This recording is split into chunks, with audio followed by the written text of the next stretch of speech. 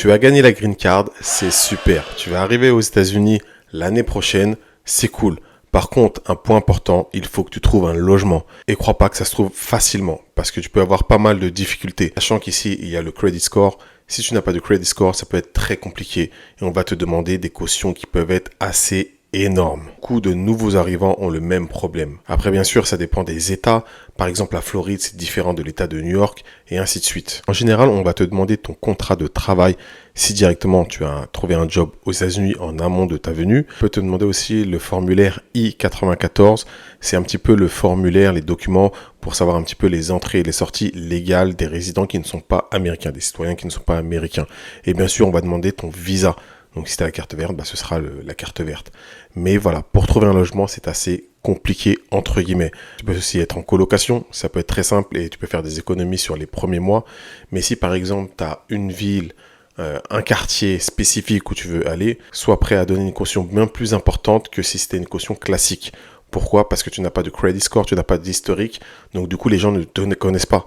Ils peuvent après te demander des documents, par exemple de ton ancien propriétaire, quand tu étais dans ton pays d'origine, ils demandaient des documents de ta banque, ils demandaient plein de petites choses comme ça, pour qu'ils soient rassurés, mais surtout, voilà, il y aura une caution qui sera assez conséquente, et ça, faut le savoir. Par contre, une chose est sûre, par rapport aux documents, etc., quand tu vas rechercher un logement, s'ils pensent que c'est trop compliqué, ils vont refuser direct, ils vont pas se prendre la tête. Et c'est pour ça qu'il faut être prêt avec tous les documents, ta caution, tes extraits de compte bancaire, etc. Toutes les informations qui peuvent être intéressantes pour le landlord, qui peuvent le rassurer parce que tu es un nouveau arrivant, tu es un nouveau résident permanent.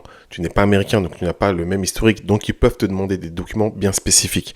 En tout cas, si ils pensent que c'est trop compliqué, les documents, etc., ils refuseront directement ta demande pour le logement. Et ça, faut que tu le saches. Après, si tu as de la famille, des amis qui peuvent t'héberger en attendant, franchement, c'est la meilleure solution. Comme ça, tu peux te retourner et vraiment anticiper après pour les prochains mois. Je pense que c'est la meilleure solution. Après, tu as pas mal de personnes aussi qui viennent au début tout seuls. Quand ils ont leur green card, ils viennent tout seuls. Et ils restent à l'hôtel, au Airbnb ou des choses comme ça pendant peut-être 2-3 semaines, le temps de chercher un logement. Et en général, c'est ce que les gens ils font. Parce que tu peux pas trouver directement un logement. Tu es obligé toujours d'être dans un logement intermédiaire.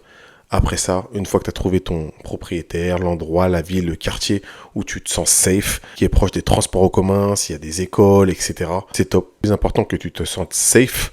Après, c'est parti. Et voilà, il faut surtout la caution qui sera assez conséquente. Et par rapport à la caution, ne sois pas surpris si par exemple tu as un loyer qui coûte 2 000 $, si par exemple l'agence ou l'agent immobilier te demande par exemple une caution de 4 000 $, 5 000 $, voire 6 000 $. C'est parce que tu n'as pas d'historique sur le territoire américain. Ils ne te connaissent pas. Donc, ils ne peuvent pas savoir si tu es fiable, pas fiable, etc. Ils préfèrent te demander une caution très, très importante. Donc, peut-être 5 000, 6 000 $.